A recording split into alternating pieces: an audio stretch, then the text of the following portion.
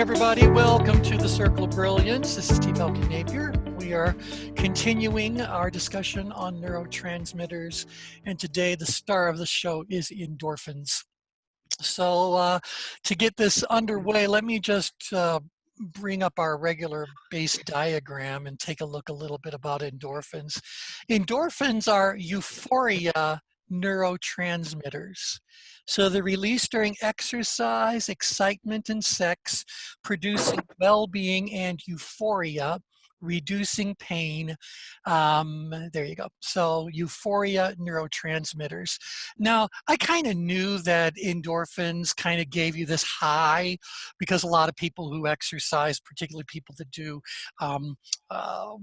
like endurance kinds of sports, do talk about at a certain point, the endorphins kick in and there's this kind of high associated with it. But I always associated endorphins more with pain management than with just going and getting a feeling of euphoria. So I thought I'd start off by throwing it to those of you with your medical background. Am I correct that endorphins are really about the body's own way of trying to numb its own pain or deal with pain? Absolutely. It's called nature's painkiller.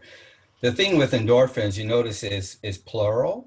Mm-hmm. So there's enkephalins and dynorphins, and they're called that because these are opiate peptides receptors.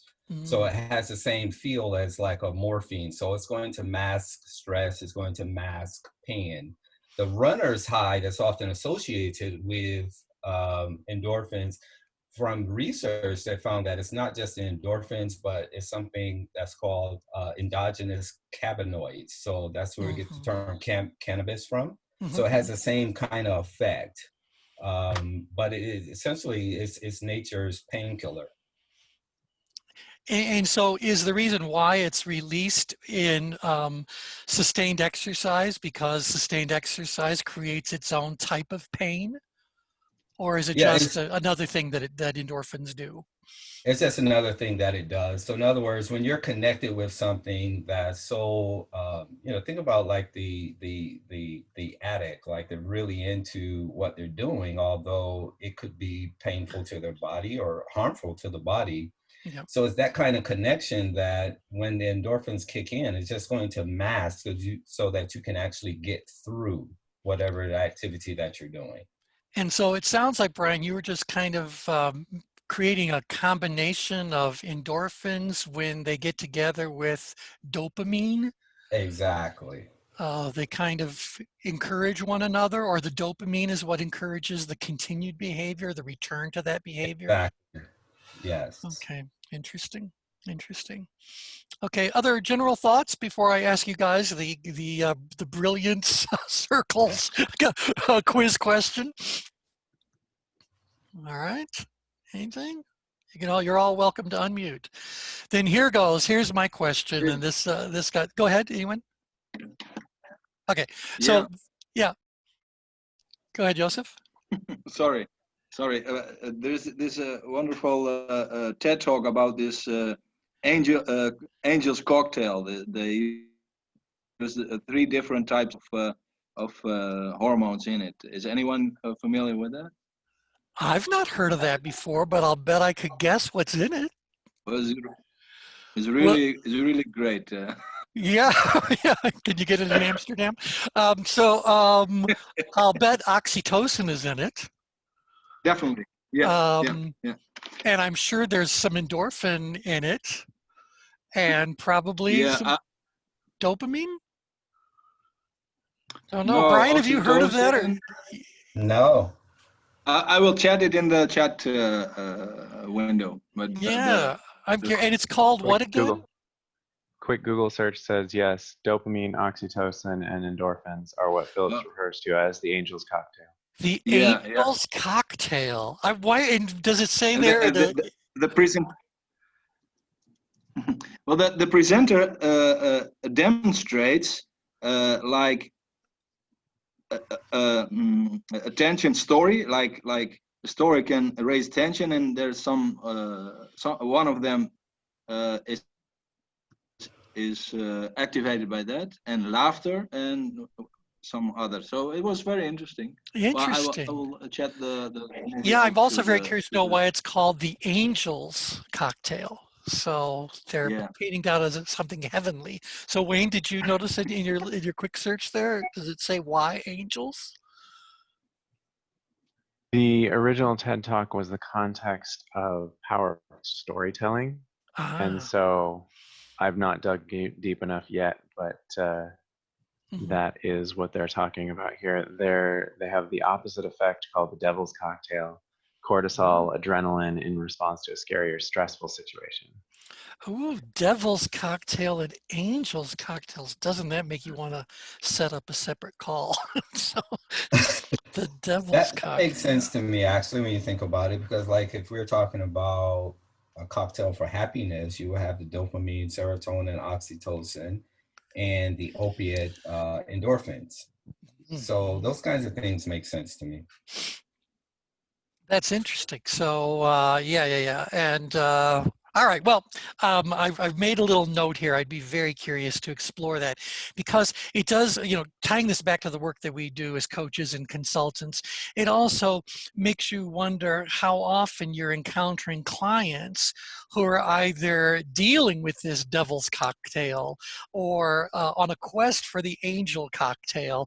And if these cocktails exist at particular locations on the change grid, wouldn't that be great to say, well, these are the maneuvers we could do to help you get into that general vicinity? And I also know that a great many of these things can also be stimulated by different foods or different deliberate behaviors, conscious behaviors. So yeah, it could be very interesting to sort of do. I'd love to know where the angel's cocktail lives. I suspect it's in this outgrid quadrant, more up than down. Yeah. All right, so okay, let me throw the question out to all of you guys that that got triggered for me. So when I was talking about that, endorphins are particularly useful when it comes to pain management and how the body tries to take care of its own pain. The question came up for me: where does pain live on the change grid? And how does that pain change based on where we are on the change grid? And I'd also add to that that pain is not necessarily physical pain, although I'm curious for the medical pros out there. Are endorphins particularly specifically tied to physical pain, or is there also emotional pain, maybe even an intellectual pain, an insult of some sort that that would also trigger this kind of response? So, where does pain live? What kind of pain lives there, and how does that pain, manifest itself? So, anyone want to take a little poke at, because if we go where does pain live, we should know where pain relief lives. So where does pain live? Where does pain relief live? This is Kathy. Pain's got to live in the danger zones. Okay, so we could say pain in the danger zones. Fair enough to say that the pain might express itself in different ways? Absolutely. I'm not quite sure exactly if it's mental, physical, emotional, spiritual, or whatever, but I'm not quite sure yet. I have to think that through. If anybody else has any comments on it.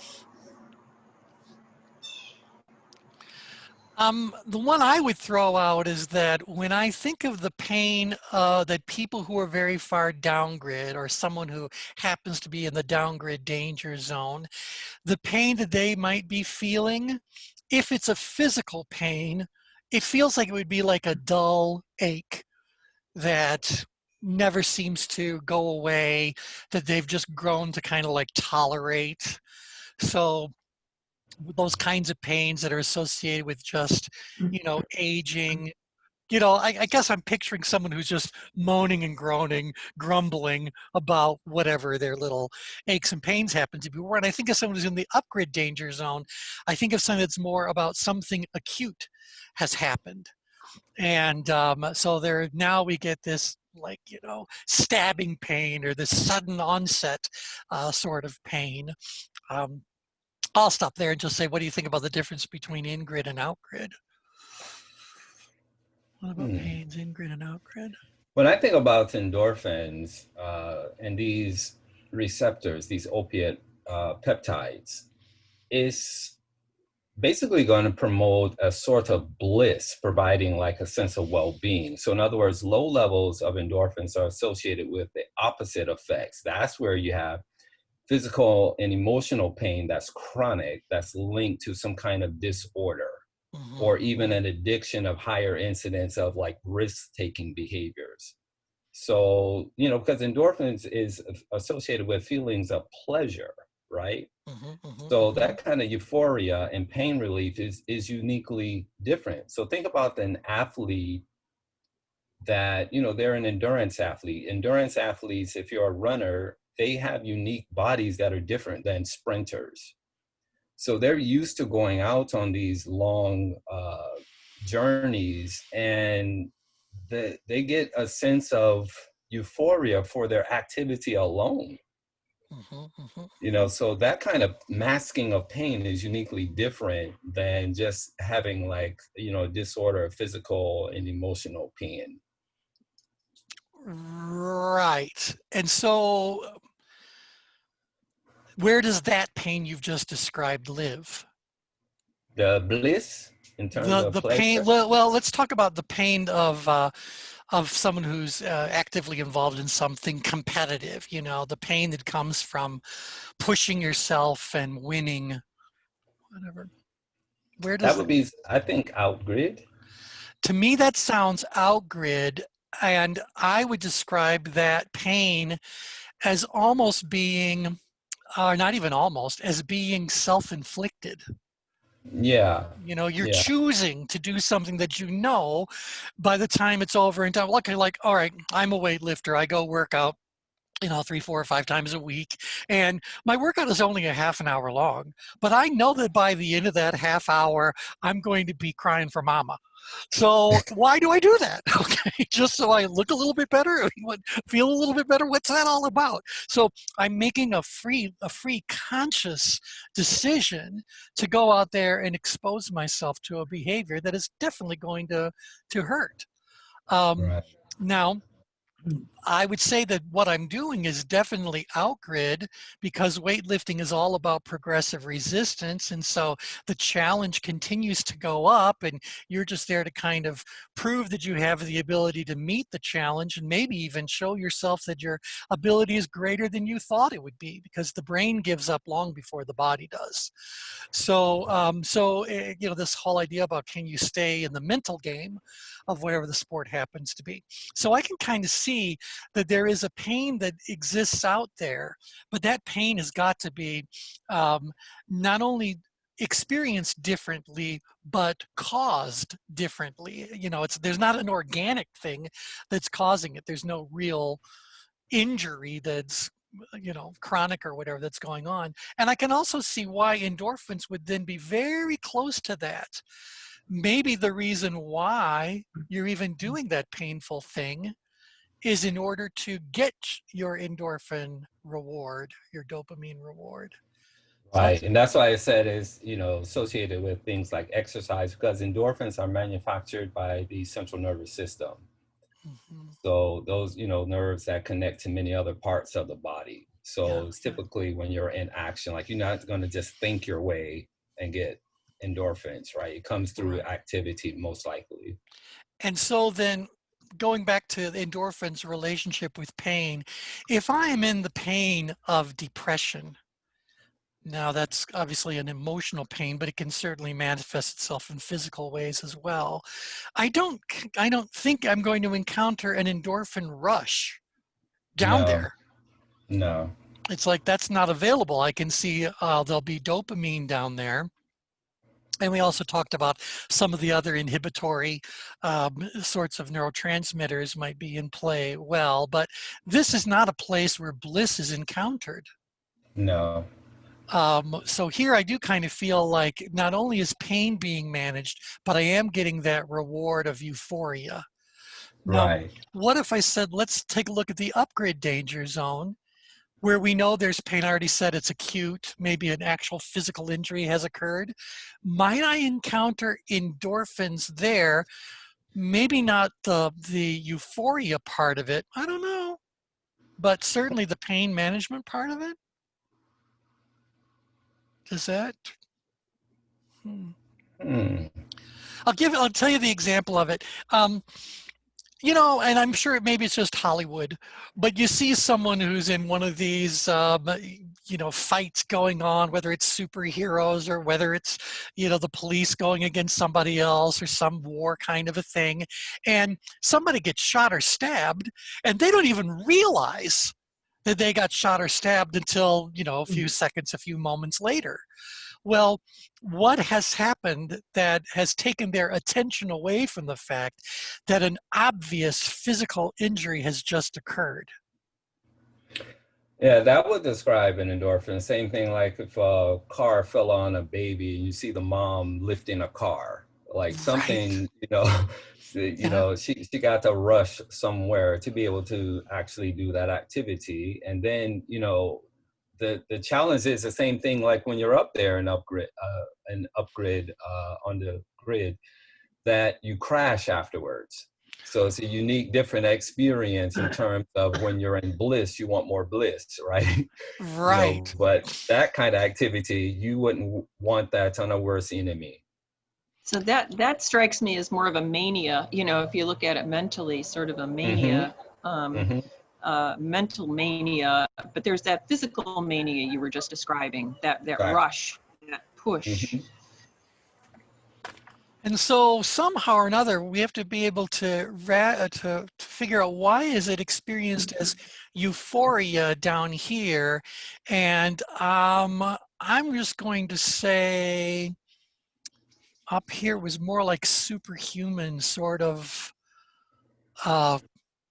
you know, well, the way you were characterizing the mother lifting the car. I can see why that would leave me exhausted. Yes. Isn't that more of adrenaline? Exactly. But you change the Ah, soup, right? Because you're increasing the epinephrine. Epinephrine turns into, or the norepinephrine turns into epinephrine. So it's a different soup. So you have these, remember, these receptors of the targeted cell in terms of the activity is what determines the soup and the communication sure. between the neurons. Okay, so then pain and adrenaline put together could give me superhuman strength, Right. where pain and endorphin can give me euphoria. Right. Because remember the like for instance, serotonin connects or binds well with enkephalins, which is an endorphin. So you have Isn't all that these different kind of receptors and hormones that connect to these neurotransmitters. And this is why when I call them the real neuroscientists, when they're in their laboratories, they can, you know, connect people's brain up and see what exactly is going on in an activity. And that gives them more clues as to what that soup is in that moment. And the more they keep doing this, then they can see, oh yeah, for this activity, this is going on, this is going on. Like when I was being studied for how I process fear, they seen that my learning centers were ignited. So apparently the way that I process fear is literally I shrink it down to size to where I can learn from it. Although I'm still experiencing the same rush in terms of, you know, my body processing this fear, but I try to learn from it. So he was asking me, like, well, what are you thinking when you're going through this? Like, how is this happening? And I said, well, when they're processing me for my fear of sharks, and they thought that all South Africans tend to like sharks. And I was like, not this black guy, I don't like that. So they put these virtual reality goggles on me. And so it's like the shark is right in my face. Yep. And it's like a comedic show because it's like, well, damn, this shark is ugly. No wonder why he's mad. And I'm going through all this stuff and I'm talking out loud. But I'm asking in my mind, I'm saying, okay, what can I learn from this? How can I grow? What do I need to develop? And so I'm literally shrunk fear down to a size where it's manageable, although it's still fear. And so is there a certain bowl of soup that you think has stopped you from having that full-blown adrenaline response of being in the upgrade danger zone? Yeah, the acetylcholine becomes more important in that uh, incident because it's connected to nicotinic receptors. So it Mm-hmm. has a different kind of experience to where I'm more interested in learning from it, because even when they call the volunteers in to do this experiment, I volunteered first because in my mind, I'm thinking, okay, I know they're gonna hit us with something to process some kind of fear. So I wanted to go first. My thinking is to get it done sooner than later. Let's get it Interesting. over with. And so for you, for whatever reasons, the acetylcholine moved you out of the adrenaline response Yeah, because into remember, instead of a noradrenaline response. right, because remember, acetylcholine is a neuromodulator, so it's going to modulate norepinephrine and epinephrine. So it'll Mhm. modulate dopamine, it modulates the serotonin, it modulates all those others. Mhm. Interesting. Okay. So, well, I think we're getting to where I was hoping we'd get, and that is, I suspect that endorphins do not get released when we are very far in grid. Yes, exactly. I don't think that we get them when we are very far down grid. I do believe we get them when we're out grid. I don't know about the out grid danger zone, but I would not be at all surprised to find out that people who live at 1212 don't get their jollies off of whatever it is that they are trying to conquer as the superhero. So I'm just trying to figure out what is the range right now. So if I said, no, they're probably getting some endorphins too. I know that the expressive driver has got some endorphin stuff happening. What on earth am I drawing? Um, so yeah, but I'm going like, well, and does it occur up grid? If it does, is it all the way up here, or is that now, no, now the adrenaline is taking over? So this was Yeah, my thought, was that I was going to get endorphins right there. It's a terrible box I've drawn, but you get the idea. yeah. Now, yes, go right ahead. Isn't this endorphins or euphoria strongly connected to the idea of flow in the explanation of Heidi? Well, see, that was the thing I was going to bring up next, is that, is there euphoria that gets experienced along the heart line? Is there euphoria in the exact center of the change grid? So we tend to describe the center of the change grid as being a place of peace and balance and harmony. If we're going to talk about flow, flow is a state of things moving very easily and effortlessly. I can feel those as both those situations as being very comfortable, as being very, I don't want to say relaxing because that's further down grid, but very centering, very peaceful, harmonious, but I don't know that that's euphoria. Right, What do you right, guys think? Because to me, euphoria feels like a bit of a rush. right. And maybe that's that whole opiate thing coming into play, that I've never tried any drugs of that magnitude, but it seems that people who are doing opiates will talk about that there is this initial kind of rush that occurs over them that is described as being blissful and all these sorts of, or, you know, orgasmic, all these kinds of things, but that it passes very quickly. And Yeah, then they're left exactly. with a different state. Exactly. And that's the other thing with endorphins. We all have different baselines of it. Mm-hmm. So we have different thresholds of it. So like what Yosef was describing, when you're moving up grid, see norepinephrine also binds with enkephalins. So that's an endorphin, Mm-hmm. right? So the further you go up, you know, you start to change that soup, so to speak, and something dies off and something else takes over. Mm-hmm. Because we have different baselines of it. So, you know, for me, like I'm not designed to be a long distance sprinter. You know, I have more, or long distance marathon runner. I have more of the body of a sprinter. So, you know, so I wouldn't last long in that. I just wouldn't. I never liked long distance running. That would be painful indeed. You know, I can't wait to actually merge all these layers together, because here we're looking at the norepinephrine, noradrenaline, and then the red, of course, is the adrenaline or epinephrine, depending on which label you prefer to use. If I overlay then what we've just talked about for the endorphins, it's right here. And there's also, you know, if you remember the pain points as being, we didn't talk about the in-grid pain that they experience, but we know that that's the pain of isolation, the pain of existing but not living, that sort of thing. So its own kind of pain. But you know, I can't wait to see these things all overlaid so we can have a better understanding of what is the soup when I'm there. Now, and again, all the other layers get commingled. I don't know how I'm going to depict it, but it'll be interesting if I could make it work. But here's the thing that I was just kind of wondering for about when it comes to endorphins. Endorphins seem to have a very small region of impact on the change grid.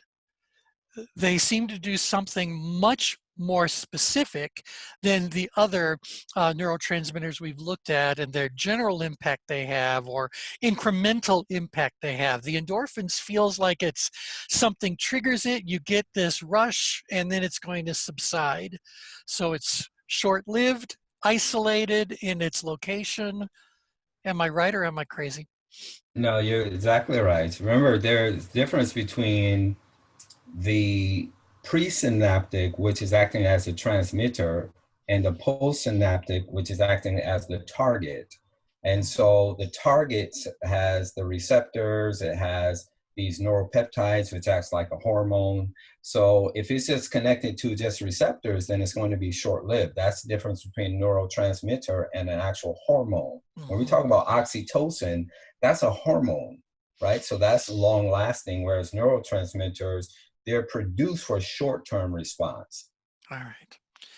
And so again, as we've said in the past couple of calls, the more and more we're learning about neurotransmitters, the more and more they seem to be about change grid maneuvers more than something that would be useful in describing characteristics and attitudes, beliefs, and behaviors in different regions of the change grid. So hormones might be able to tell us a little bit more about location on the change grids, but the neurotransmitter is more about movement to a particular spot on the change grid, and we're identifying that spot based on certain impacts it has on those attitudes, beliefs, and behaviors. Hopefully Right. this is all working for everybody as we do this. So let's go back though to Joseph's question about what about flow? Well, if that reward that you're getting there isn't about an endorphin rush, and if it isn't, we're not far enough out for it to be a big reward of dopamine in the center of the change grid. That's about serotonin, not about dopamine. As we stay on flow, we're just watching the ratio of dopamine and serotonin change as we work our way across the change grid. And obviously in the outgrid side of things, now we get more into the noradrenaline and all that. So we can see things kind of change. But if we don't describe that experience as euphoria, how would you guys describe that experience of being in the center or along the heart line? T, this is Jane. I was I've always thought of flow as a state where the challenge is just slightly above the ability. And I've been in flow states, and it is really, I could think that it could be related to endorphins. It is really rewarding and, cool and all that to me. Right. And so again, let me just give everyone kind of a recap understanding of flow. If you read the work of Csikszentmihalyi about flow, the psychology of optimal experience, his description tends to be rather general. When you're in a situation where your level of ability is at or close to the ability required to handle the challenge of a particular situation, you're going to be in this flow state. And nothing to argue about that at all. I agree completely. If the ratio gets to be too extreme, so either too much challenge for your ability or too much ability for the challenge, you're going to move somewhere else on the change grid. Csikszentmihalyi says very little about that in flow, but if you read some of his earlier work, he too will mention this idea that was first proposed by Yerkes and Dodson back in the early 1900s. So there's an awareness of it, but it isn't something that's spoken about a lot. The other thing that he doesn't speak of, but we talk about extensively, is it is also dependent on where you are along the heart line. So if you guys remember, I said you got to think about flow as water moving. And that movement of water changes based on the volume of water and the speed of movement.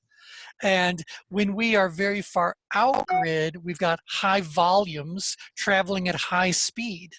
If we go too far out grid, that's a tsunami. Well, the flip side is that if we're on the in-grid side of things, now we're like, I always describe it as that trickle of water that's going down a crack in the sidewalk after a springtime shower, you know? So there's water and it's moving, but it's not much water and it's not going very fast.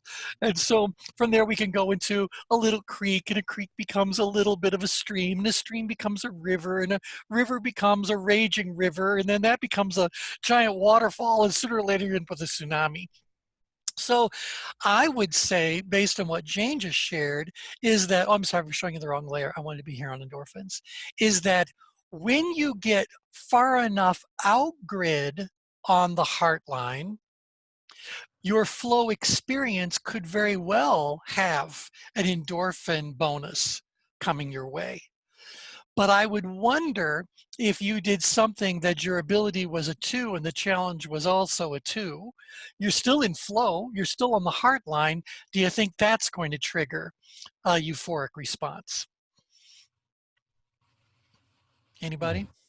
Personally, I don't know that I would feel at flow at 2 and 2. Well, and again, is that just because, well, why would that be? Tell us why you don't think that would fall, because it meets the definition of flow. Well, to me, it would just be, you know, stamping some letters or doing, you know, just mundane types of work that didn't really require, it didn't create or offer any kind of challenge or, you know, anything to get me out of just the most mundane task type work. Well, let me just. So I have to say that I haven't read flow, so I've only read, you know, articles and studied some of the stuff, but it's been a while. So yeah, well, I've just told you the essence of flow, so yeah, it's a pretty straightforward thing. However, what you've just described about stamping mail, I would suggest to you that that is not a heartline behavior, because your ability to do it was far greater than a 2. So your ability to stamp that mail, yeah, the challenge might be next to nothing, but I'm going to say you're at least a 6. I mean, I mean, come on. Well, thanks. I appreciate your, you know, your faith in me. And who knows, maybe you're even a 10 or an 11 or a 12. You know? I don't know. You're right about that. Yeah. You're much further down grid. So let me see if I can describe for you guys an in-grid heartline experience. So, and the one that I've always used in my classes is this. So you're invited over to friends. Remember when we used to do that? You'd be invited over to friends. So you're invited over to friends for a little evening of playing a board game. And when you sit down to play the board game, they bring out a board game that none of you have ever played before. At that moment in time, you end up somewhere on the change grid. So the first question is, well, how do you rate your ability to play this game? Well, the answer is, I don't even know the rules. We haven't even opened the box, so I can't say my ability is all that high. And then the second question is, in that moment, how difficult do you think it's going to be? Well, you're not going to say it's a 10 or an 11 or a 12. It's a board game. So you're going to go like, I don't know, it can't be all that difficult. It came in a box. And so I'll give that a 2 or a 3. That's an in-grid flow experience. Okay. Something that you haven't done before. So yeah, you really don't, but you're going like, you know, how difficult can it possibly be? Or I'll give you another example of this. You decide that you're going to go and volunteer for whatever charity you want to go and volunteer for. You get there and you just they say like, okay, well, what would you like to do? And you go like, I don't care, I'll do whatever it is that needs to be done. Well, people who run volunteer organizations know that the people that are coming in don't necessarily have a lot of general ability to do something, but if the task is easy enough, they will find the ability to do that. And then of course, the danger is you're going to move down grid very fast. So you get the idea. So, oh, we got to fill up bags of food for the food bank. All right, I've not done that before, so I don't know your procedure. So my ability isn't all that high at that moment. But the challenge isn't very high. I'm putting groceries in a bag. So there I am. I'm in flow. But how many hours before you kind of go like, got anything else you want me to do? So, because you're going to end up moving down grid really fast, unless you start playing games like how many can I fill how fast. Now you're doing something to try to keep the level of challenge high enough to push your ability into growth, and maybe, just maybe, over the course of time you say, I'm going to become the world's best food bank bag stuffer. Well, you might even be far out grid, and at the end of a shift volunteering, maybe you broke your record. Now you're out grid, and maybe you get a little bit of that euphoria kind of a bonus, or endorphin kind of a bonus for doing that. Yeah, I'd like to comment here. This is Kathy. Has anyone ever toggled between high challenge activities, intellectual activities in particular, and very in-grid activities? I mean, I know I do this all the time as my way of sort of resting my brain and gaining steam and going forward. Like I will intensively want to write or, you know, analyze or facilitate or whatever it is I'm doing, and then take a break and go paint something, go paint a wall, you know, and so there's still a flow there. There's a tremendous flow from that activity of painting a wall, while it gives you the you know, so that you're shifting and going back and forth along that heart line, kind of along the heart line. Yeah, And so when you move between those two, are you experiencing any kind of an endorphin, or is that just a way that you're? I don't know. I mean, I do that sometimes, you know, as a way to sort of re-energize and take advantage of different parts of my brain. But I don't know what it has to do with endorphins. But in any instance, it feels good, so it must have something to do with endorphins. Well, and see, that's where I was getting to about, I believe that being along the heart line or being in the center of the change grid carries its own type of reward that may not be an endorphin. As Brian pointed out and Jane pointed out, there are hundreds upon hundreds of neurotransmitters. So maybe it's a different one we aren't even talking about, but there is a sense of satisfaction, a feeling of accomplishment, a feeling that you done good, you know, you are, you're worthwhile, you contributed, you created value. All of that is something that we are receiving all along the heart line. Intensity does increase as we move further and further out grid, and maybe it's that in that intensity where the endorphin actually gets released. Like for example, and then I know a couple of you have comments you want to throw in here. If you study endorphin release during exercise, it doesn't happen in the first couple of minutes. right. You know, you got to be doing it for a while. before it's going to be released. So, okay, I've said enough, but I am curious to know if it's not endorphins, can you guys think of what is that reward you receive along the heart line?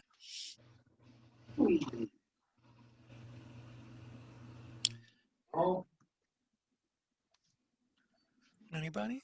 I'm wondering if it's serotonin. Serotonin. There we go. Now, I thought it could be serotonin. So who else? What other thoughts?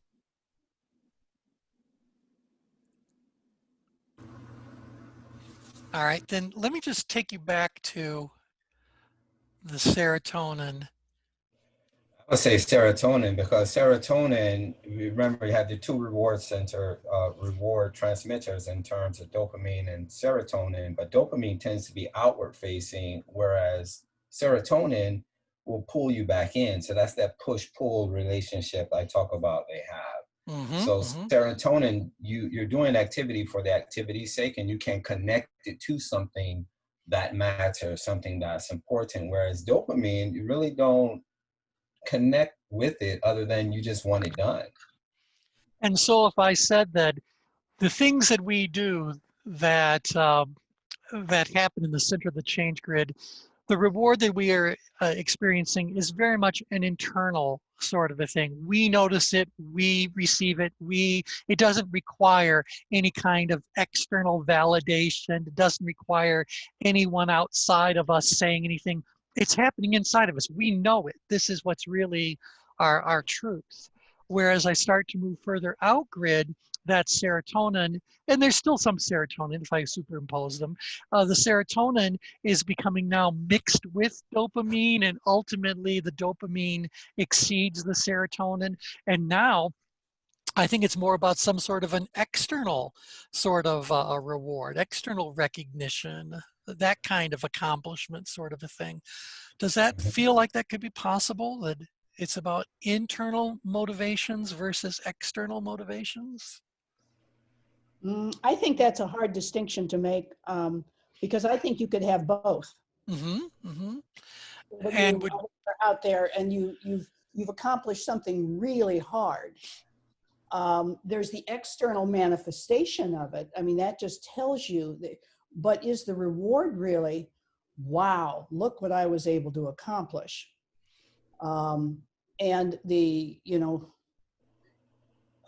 so extrinsic like money, there's always the debate, is something really external or have you symbolized that to mean something else? So does money mean freedom? Does money mean status?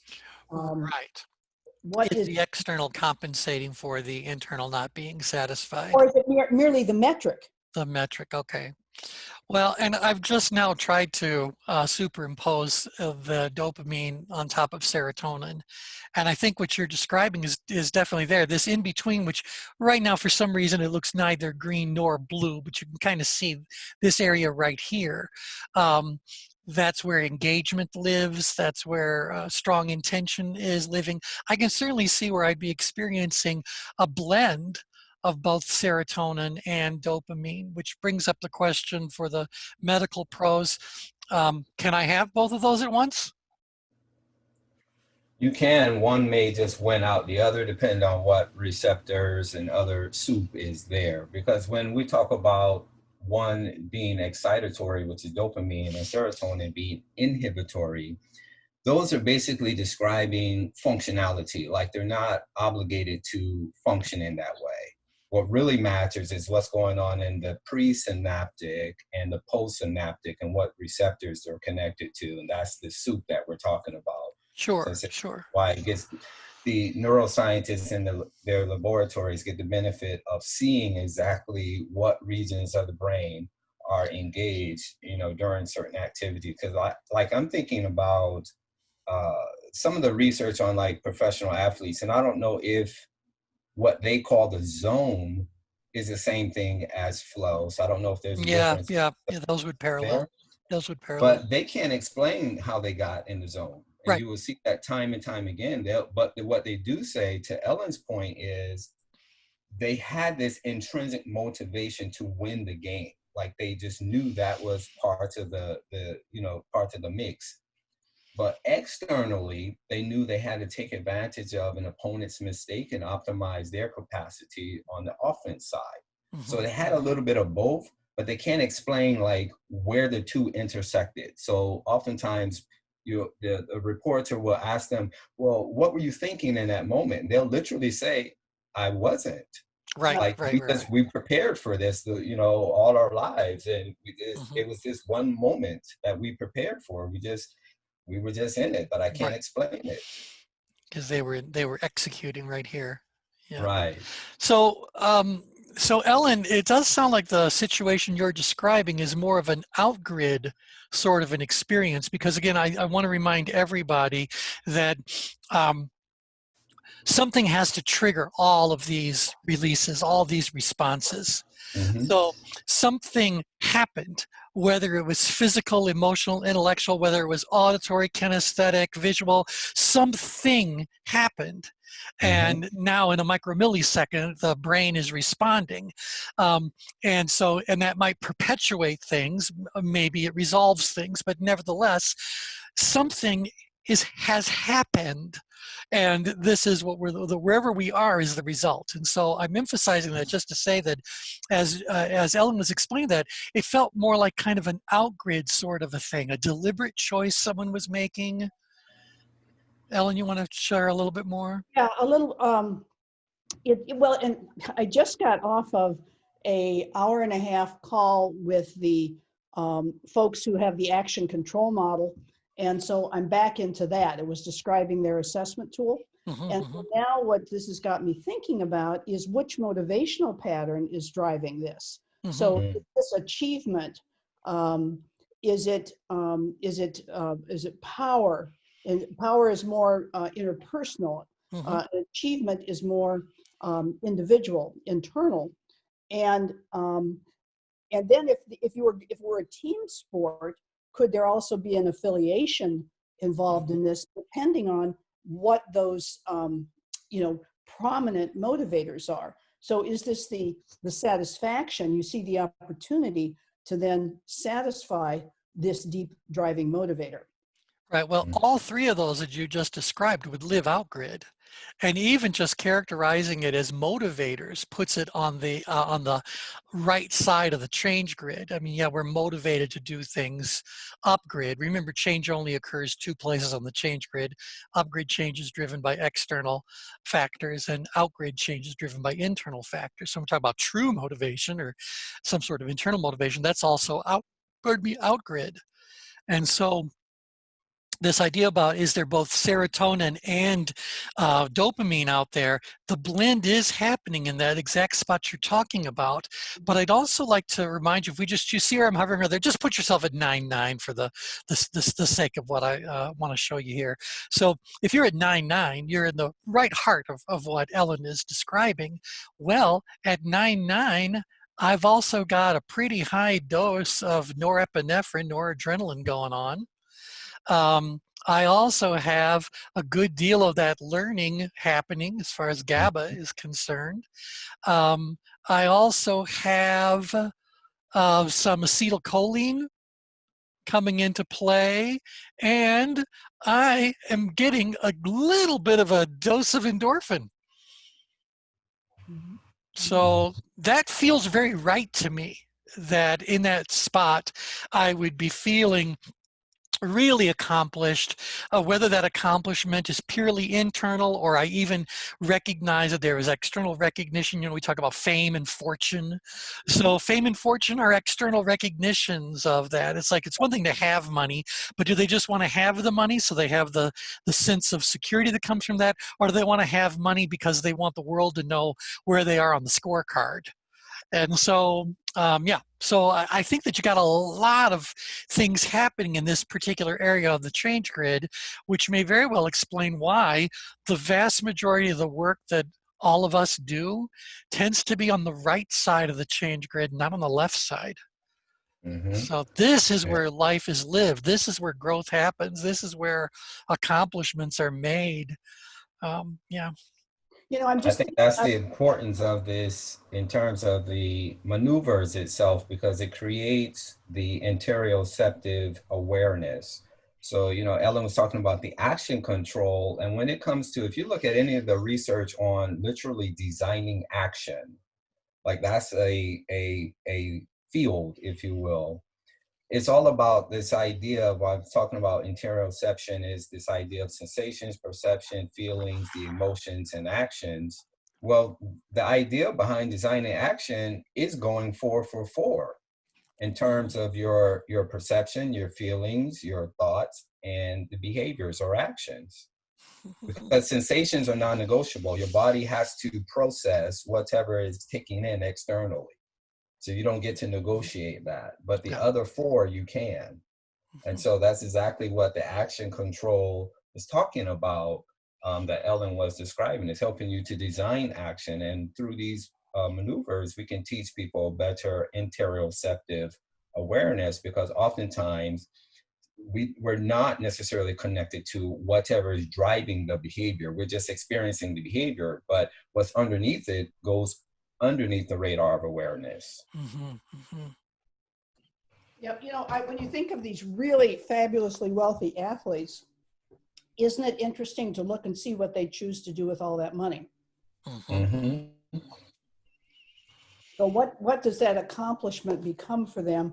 And then what does it allow them to do? And what do they choose to do with it? I think is an interesting thing to watch. Who uses it? Who uses it and contributes to political campaigns for power? Who uses it for charity to do well?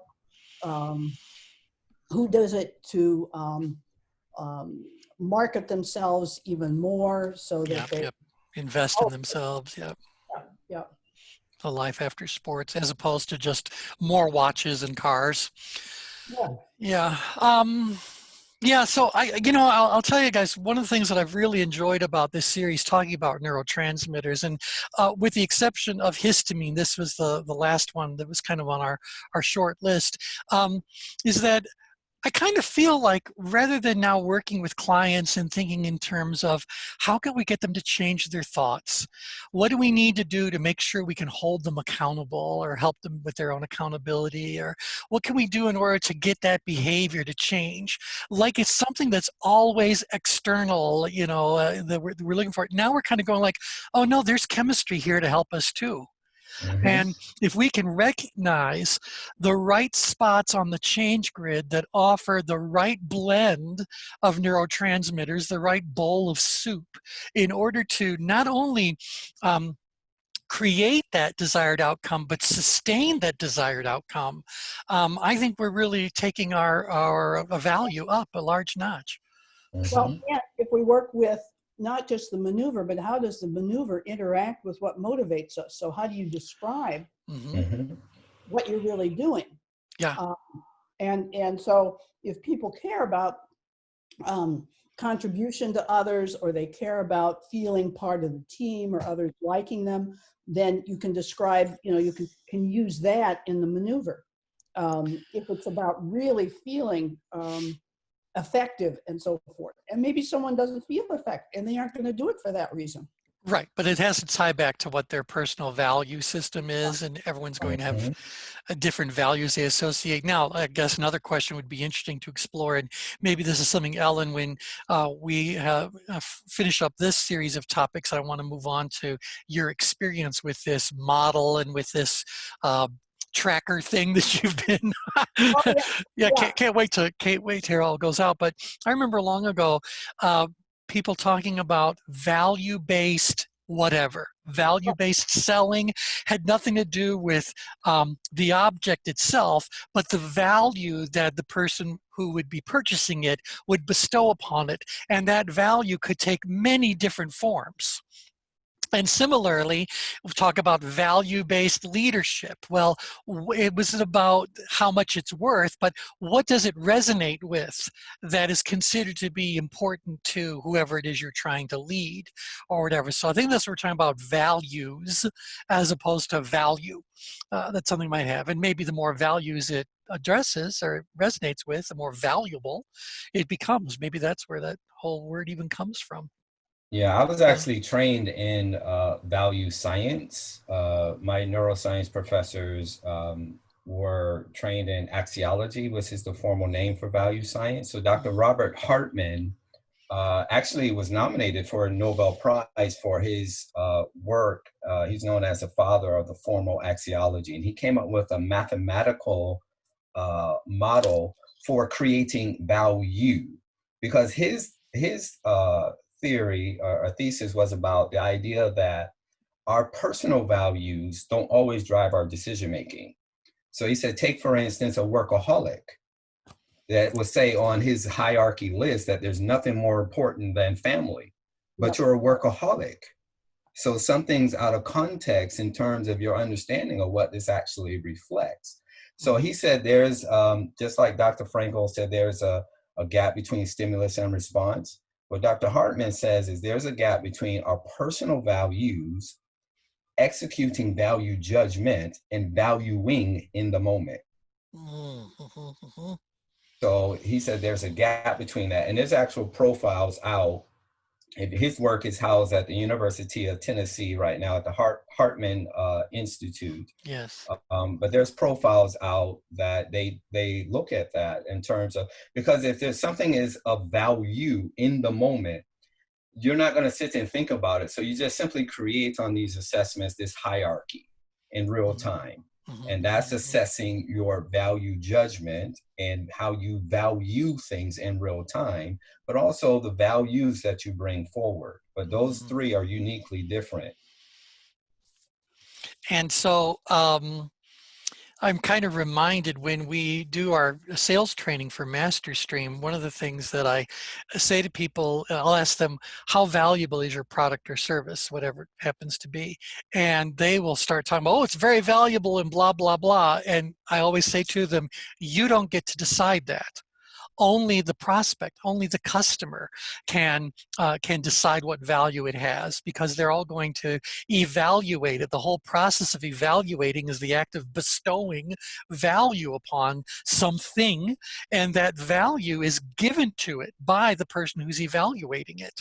So we have to kind of always remember that different people value different things, and rather than try to convince someone to make a change based on the value I bestow upon that change, I have to instead help them to better understand their own values, and then hopefully see a way that those values can be satisfied. Well, thanks everybody for joining in. I'll talk to you again on Thursday. Bye for now.